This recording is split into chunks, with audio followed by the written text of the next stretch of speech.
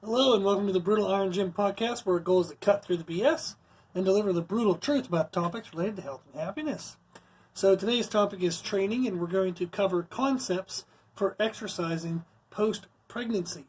So I have helped a lot of friends my age. I'm now 35 years old, and for the last about, 7 to 10 years, friends from high school have been getting pregnant and having kids, and they've reached out in various ways. And even recently, I got more communication about this topic. So I figured I'd do a podcast about it. We're going to do one today on exercising post-pregnancy. And then our next nutrition podcast, when it cycles through, will be about nutrition post-pregnancy. So look for that, and hopefully that'll be helpful. So the idea when you're looking for exercising after having kids, there's going to be some common mistakes people make. We're going to talk about that. And then how to best address this. And really, when do you start exercising kind of depends on the person and the individual. So pregnancy is going to cause a lot of stress to the body, a lot of physical damage. And you're going to need to give that time to kind of heal up and to kind of regather your energy. And whether somebody's, if they have their food right or not, is going to play a role in their energy per day. And then, like, if somebody's breastfeeding or not breastfeeding, it can change how many calories you expend per day, changing on how tired you feel, whether your baby, sleeps some of the night and gives you some sleep, or whether they're a total pain in the ass and cry the whole time and you never get to sleep. There's a lot of factors. So I'm not going to give a specific time that I would say, after X number of weeks after pregnancy, everybody should be exercising. It's going to be an individual basis. So more so what I wanted to address today is whenever you would feel ready to start exercising, and you're now wondering, what do I do? That's what this podcast is for, okay? So whenever you feel ready, this is a good place to start. Now, one of the first concepts I give anybody is to start small.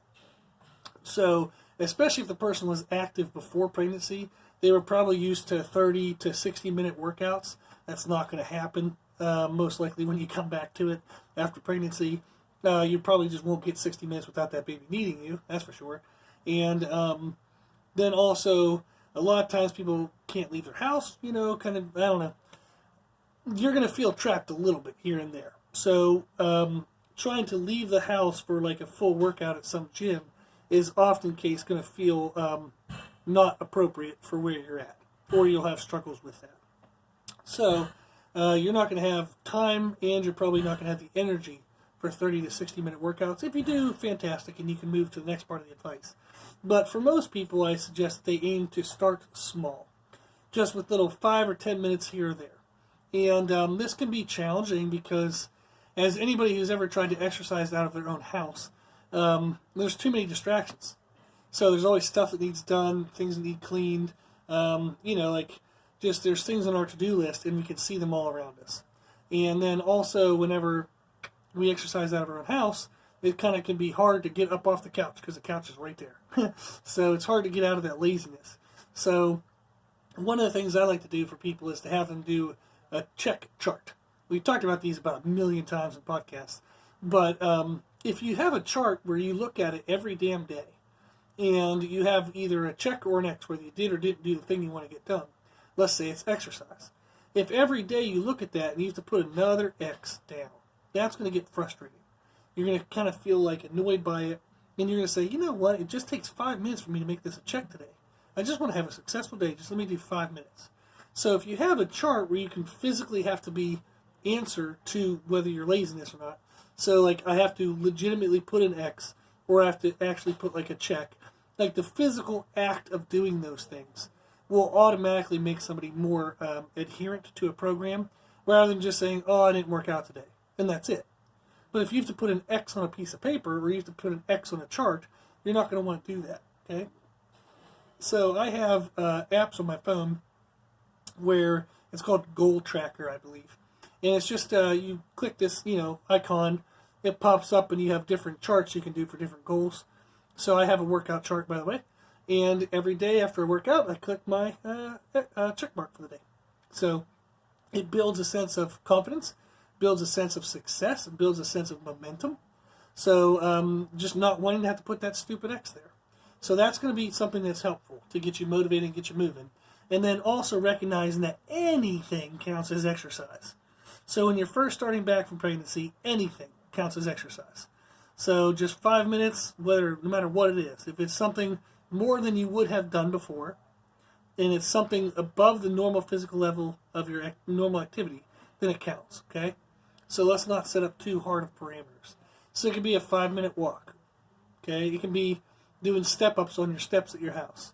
So maybe you can kind of like take 2 steps at one time, and you can just kind of, like maybe like you have step number 1, step number 2. Put your foot on step number 2, and kind of like step up, step down, step up, step down. Do 10 to 20 reps on one leg, do 10 to 20 reps on the other leg.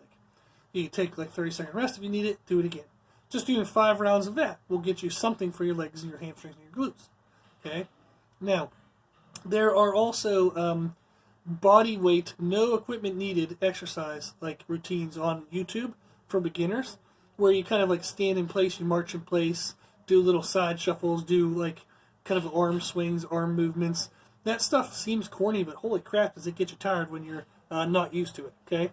So, and they have them at all lengths. So there are 5-minute videos, 10-minute videos, 15-minute videos, 20-minute videos, 30-minute videos, 60-minute videos, and I've given them a variety of them to different clients before. And they're super helpful, great, and it also has like timing, where it'll time everything for you, and the lady, or that's usually a woman, but the person in the video will be kind of like chatting at you, talking you through it, going through it together with you. So you can pull that up on a laptop, or you can put it, sync it up to your TV, you can pull it up on your phone. Just kind of doing something where somebody's kind of taking you through it. You don't have to guess, you don't have to time yourself, you just follow the video and you're done. So that's what we want to start with, is just something. Just start with something, 5 or 10 minutes, anything at whatever level you can handle, okay? So that's going to be one of the main mistakes we're going to talk about at the end here, is a perfectionist mindset and setting too high of expectations to where you're like, everything has to be perfect. If it's not a 30-minute workout, it never would count. Or, if I don't do this, this, and this in it, it doesn't count. Let go of all of that stuff and just say, hey, you know what? If I was more busy today than I would have been without the effort that I just put in, so then that counts. So I've had goals before where I worked out every single day for a year, and I've had some times where I'd like be laying in bed and go, oh shit, like I forgot to work out. So I'll bust out a couple crunches, roll over, do some push-ups, and then maybe do 3 rounds of that and then go to bed. It isn't much, but it's better than nothing, so it counts. So that's be your goal. Start with 5 or 10 minutes of walking around the house, walking around the yard, step-ups on the steps. You can do the body weight workouts, anything. Then, the other thing we want to start to address is address some of the damage that childbirth caused. So being pregnant for 9 months has made your abs weak, including other postural-based muscles like psoas muscles and some other odds and ends. It's also going to cause some muscles to be ridiculously tight, like hip flexors and whatnot. So there are stretch routines that you can do to help reset tightness and weakness around your hips. You can do vacuums, which is an abdominal bracing movement that you don't have to lay on the floor for it. You can just sit in a chair and do it. I'm doing it right now, actually, out of habit. It's just an exercise where, like, let's say you're sitting in a chair right now and you're going to sit pretty much upright, like kind of like a dorky, good posture. I want you to pull your belly button in. You can hear my voice change. I want you to pull your belly button in like you're pulling it to your backbone. You don't want to round over or slouch over. You want to sit very tall, like you're trying to touch the top of your head to the ceiling. While you're touching the top of your head to the ceiling, pull your belly button inward to your backbone. You're going to feel your ab wall kind of flex and brace to hold that position. You're going to hold that for anywhere from, say, 3 to 10 seconds. So let's just say 5 seconds. I'm going to hold it for 5 seconds, and then I'm going to relax. Then I'm going to do it again for 5 seconds. And you would just do sets of that every day. A couple reps here and there, a couple reps an hour, something like that. Just set up a system. Okay, I'm going to do 10 reps every hour, something like that. And what that does, it helps to pull your abdominal wall inward, helps to give it more strength, endurance, and get you back to having a controlled abdominal area, so that way you can get back to regular physical activity without your lower back hurting. So often lower back pain comes from post-pregnancy because your ab wall is weak and it's not doing any work. So therefore your back is trying to take over and do everything. So if you get your abs stronger, that'll help a ton. We also have anti-flexion and anti-rotation exercises you can do with no equipment. And then there's some like really cheap equipment, like $5 bands you can use too. And if you're interested in any of these, I already have these written up in programming. So just shoot me an email, brutalironGym@gmail.com, and I'll send you these exercises. The other thing we have is an adductor squeeze, which is your adductors are your inner thighs. And your inner thighs and groin muscles and pelvic floor muscles take quite a beating through pregnancy. So you want to reclaim your pelvic floor tightness. You want to reclaim strength and tightness in your groin muscles. So there are various exercises you can do for that. So sometimes people are familiar with, like, if you've heard of like Kegel exercises, and it would be sometimes those will get a weird connotation for sexual purposes. However, there are exercises that help strengthen all the walls of everything down there, and that stuff is really important for just general health. So if you're a mom, you're probably well aware that when you sneeze, you pee yourself, or when you try to go do something a little strenuous, you pee yourself. So strengthening your pelvic floor can help reclaim control over your bladder. And there are tons of exercises for that. And again, you can email me if you want those exercises. So we do, like, for one example, is I'll have people take a foam roller and they'll set it like up and down. So not laying across the floor, set it on end, up and down. And you'll actually set it between your feet, and the foam roller will be between your knees. So if you're sitting in a chair, the foam roller is sitting straight up and down, and you have it pinned between your feet and your knees. Okay? Then you're just going to take 3 seconds to try to push inward, almost like you're trying to pinch that foam roller between your knees. Don't pinch 1,000% Ease into the pinch, okay? But if you pinch into that a little bit, you'll feel all the pelvic floor muscles and all this other stuff flex. And that's a good exercise, just like the vacuums, where you kind of squeeze in on the foam roller for 5 seconds, relax. Squeeze in on the foam roller for 5 seconds, relax. And you can do repetitions of that throughout the day. And that'll help you reclaim pelvic floor muscles, groin muscles, and adductor muscles. So there's little routines you can do like that. So you have 5 or 10 minutes a day where you can do the actual, like, kind of workout stuff, like walking, step-ups, bodyweight stuff off YouTube. But then you also have every hour, you can do a few reps of a vacuum, a few reps of the adductor squeezes. You can be doing stuff intermittently throughout the day to help you reclaim physical health and get your body back into kind of working order. Then, as you feel comfortable with that and as you're getting kind of better with those things, you can start to push to kind of larger workouts. You know, instead of 5 or 10 minutes, maybe you can do 15 or 20 minutes. Or you can do 2 sessions of 5 or 10 minutes twice a day. One in the morning, one in the late afternoon, something like that.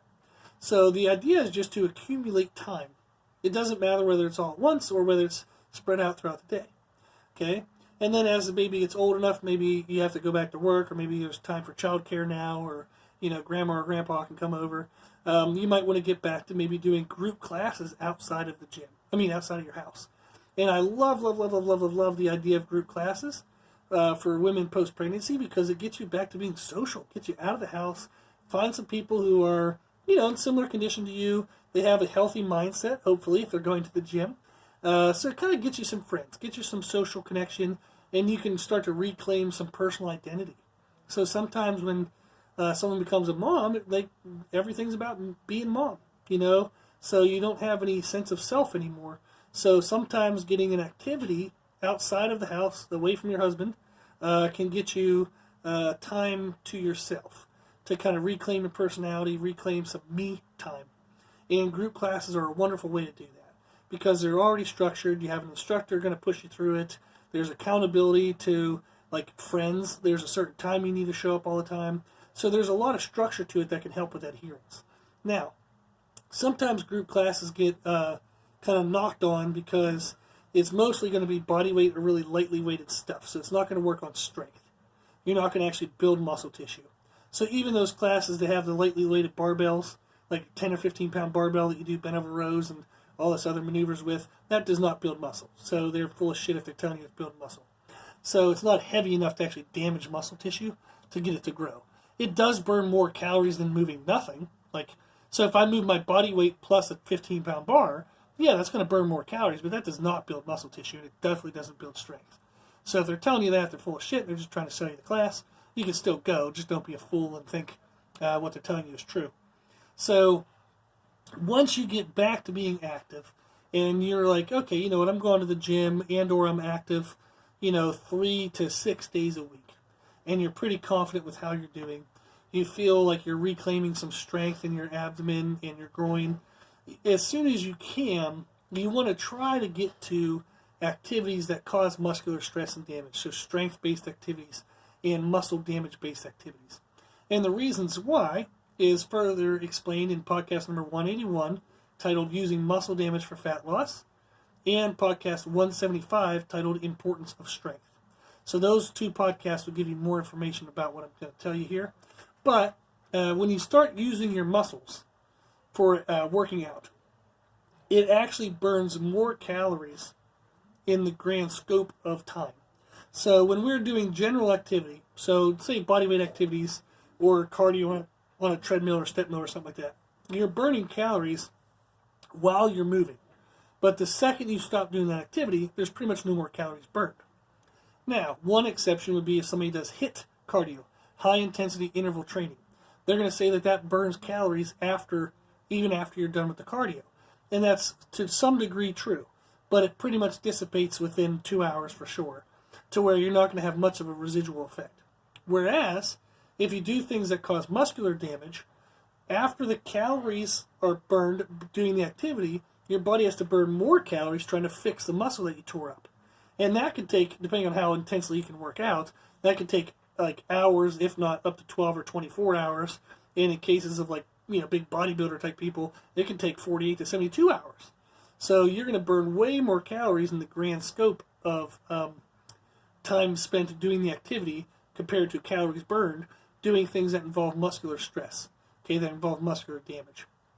So, as quick as you can, you want to get to some weighted exercises. Now that can still be done at home. All you need is a couple little pieces of equipment. So I've helped people create a good enough home gym to build muscle tissue from the starting, kind of from normal post-pregnancy kind of condition with just $100 worth of equipment. So then it can be even done for less than that, but you're definitely going to have what you need for $100. So we have routines for that that'll help people a ton. And then also you can get to the gym, maybe going to the gym, and even just focusing on one heavy movement a week. So whereas I had one client, we got them on the leg press, and they didn't feel confident squatting or doing a deadlifts or kind of a lot of heavy dumbbell work, but they felt comfortable and safe getting into the leg press. So one time a week they would do sets of heavy reps of maybe 8 to 10 reps. The other time of the week they do sets of anywhere from 15 or 16 to 20 reps. So kind of a higher rep sets. So they'd have one day where it's kind of heavy, one day where it's kind of medium. And every time they came into the gym, they'd try to do 1 extra rep or 5 extra pounds. They would just try to improve in some way every time they went to the gym. And that worked super duper well for that client. I think they did it for 6 months and ended up eventually adding a whole bunch of other really fun, more hardcore exercises in. And they ended up getting back to regular based training. But that example of using the leg press was a fantastic way to get them back under heavier weights. And they 100% said they could see that their fat loss sped up and their muscular shape change in their legs sped up once they could get to the weighted resistance versus the bodyweight type stuff. So that's some ideas to help you with. So that's basically what you want to do when you're coming back into exercising post-pregnancy, is don't set any lofty expectations. Just start small, 5 or 10 minutes here or there, even if it's just walking, even if it's just going up and down the steps, even if it's just bodyweight exercises off a YouTube video. Something is better than nothing. Also, doing those little damage control exercises, so vacuums, adductor squeezes, other little postural drills, pelvic floor drills, stuff like that. You can do those intermittently throughout the day. It makes you feel more successful, makes you feel like you're doing something. So you can have check charts for that to make sure you're moving forward every day. You can look on your chart and say, hey, you know what, this last week, every freaking day, all 7 days, I did something that moved me forward in my health goal. And that's awesome. It gives you momentum, gives you excitement, and you feel better about yourself. Then, as you feel better overall and get stronger overall, and maybe as the baby gets older and you have a little more time to get away from the house, you can get into kind of more longer duration workouts. You can get into more frequency, or you can get into going to a gym, going to group classes, okay? Then eventually you want to get to weighted resistance. So don't stop at the group classes. Get to weighted resistance, okay? So real quick, kind of 3 common mistakes that we see the most often that I want you to save you from is, number 1 was starting with too high of activity expectations. So at first somebody says, you know what, I'm going to work out 7 days a week. I'm going to lose these 30 pounds. I'm going to look freaking lean and mean. And all of a sudden they miss one of the first days. they shut down, get defeated, and get mopey, and then they don't do anything. So don't set really high expectations. Just try your best you can day by day. Okay? Do that check chart. So maybe the first week you only got 3 days of doing something. That's fine. That's better than 0. That was 3 more than you were probably doing before. So then the next week, just see if you can get another set of 3. Or maybe even you can get a 4th one in. So the goal is just to build momentum. Start small. Aim low. Start small. And build momentum. Okay? Anything is better than nothing. Just do that. And part of the reason why you're going to have trouble adhering to like a perfect schedule at first is nothing will be perfect. You won't have perfect sleep. You won't have perfect nutrition. You're going to be coming from a state of being really deconditioned, like no ab strength. Your pelvic floor and all that stuff's going to be all junked up, not working well. You're not coming into that situation perfect, okay, in body or mind. So having perfect expectations isn't a good idea, okay? And that leads us into that perfectionist mindset, which is another defeatist thing, is thinking I have to eat perfect, I have to train every day for me to get any results. Bullshit. Just do something a little better than you did yesterday. That's it. So there's a book I love called How to Be an Imperfectionist. So again, it's How to Be an Imperfectionist. And if you read that book, it'll help a lot with understanding that, hey, if I can just get little bits and pieces in consistently enough, that's more important than trying to do something perfect but only doing it once a week. To where you're like, it has to be perfect or it's not going to happen. Well, that's stupid. It's better to get a little bit of something in than nothing, right? So that's going to help a ton. And the last one is eating nothing. So when somebody, like post-pregnancy, they want to lose weight, all of a sudden they just eat nothing and they wonder why they feel like shit. So that's why we're going to address the nutrition in the next podcast about nutrition. So I'll be coming up in 2 or 3 podcasts. So look for that if you're interested.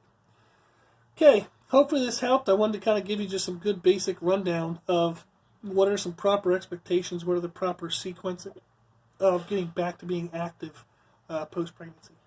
Cool. Now, if you'd like any help with those programs that we have for like the vacuums, the adductor work, any of the other type core work, just shoot us an email at brutalironGym@gmail.com and we'll help you out. Okay? Cool. So, hopefully this was helpful. Hopefully you liked the information. You can find more from us on Instagram, Facebook, and Twitter at Brutal Iron Gym. Also, if you like the podcast, please share it with family and friends. So the more people we help, the happier the world will be. And if you have any questions, feedback, or suggestions, we'd love to hear from you. So this podcast is for you. So we want to know what you want to learn about. And you can tell us at our email at brutalironGym@gmail.com. As always, I hope this was helpful. And thank you for listening.